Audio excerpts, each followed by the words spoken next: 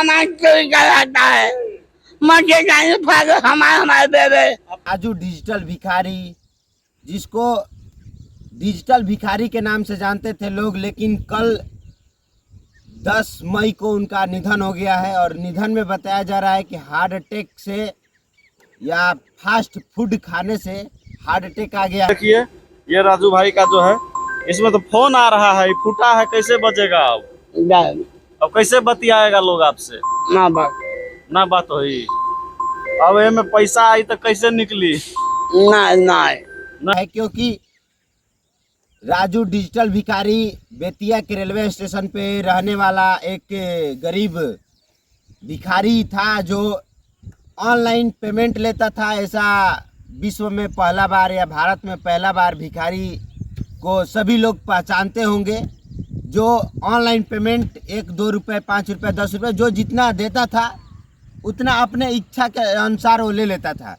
क्या गए थे तो हम लोग, यही बात था ना? हाँ यही बात था। देखिए लड़का के साथ हम गए थे, मनीष कश्यप जब नवरात्र में, दशहरा के नवरात्र में आए थे, वहाँ पे पेशी हुआ था, तब वहाँ पे हम लोग गए थे दोनों भाई, और कवर करने के लिए गए थे न्यूज़। लेकिन वहाँ पे बहुत कुछ हम लोगों ने देख कर आए, और डिजिटल भिखारी राजू ने हम लोगों को बहुत कुछ सिखा दिया उस दिन।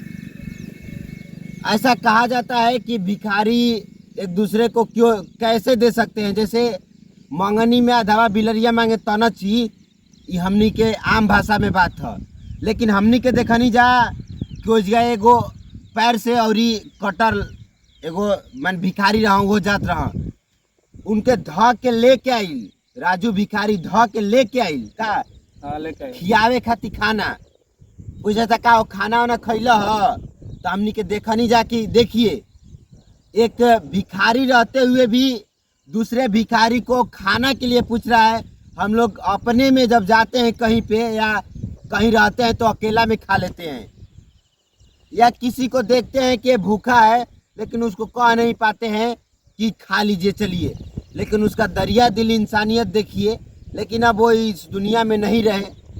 लेकिन मैं अब फिर से कुछ बता देने का प्रयास करता हूँ। कुछ लोग कह रहे हैं कि मनीष कश्यप के बीजेपी में ज्वाइन लेने से मरा है। अरे साला, तुम लोगों को समझ में नहीं आ रहा है कि किस लिए मरा है। मैंने मनीष कश्यप के कट्टर फैन होते हुए, उससे पहले लालू यादव का कट्टर फैन होते हुए, आज भिखारी डिजिटल भिखारी राजू खाने के लिए, ऐसा कतई नहीं है। उसका लैपटॉप वो जो टैब था वो फूट गया था, कोई उनको चिढ़ा दिया था, वो फोड़ दिए थे। उसके सदमे में आकर वैसा हार्ट अटैक आया होगा या किसी तरह।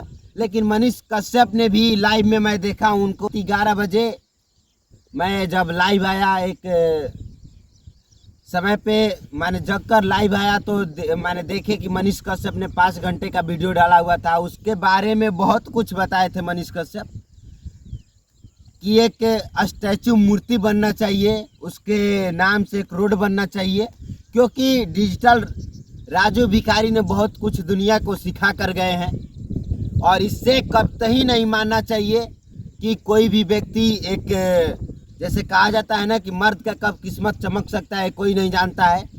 काम करते रहना चाहिए हम लोगों को, कोई भी मोह माया लालच से या कुछ भी से नहीं होना चाहिए। जैसे कर रहे हैं वैसे करना चाहिए, ऊपर वाले के हाथ पे छोड़ देना चाहिए सब कुछ, और सब कुछ अच्छे से कर देंगे।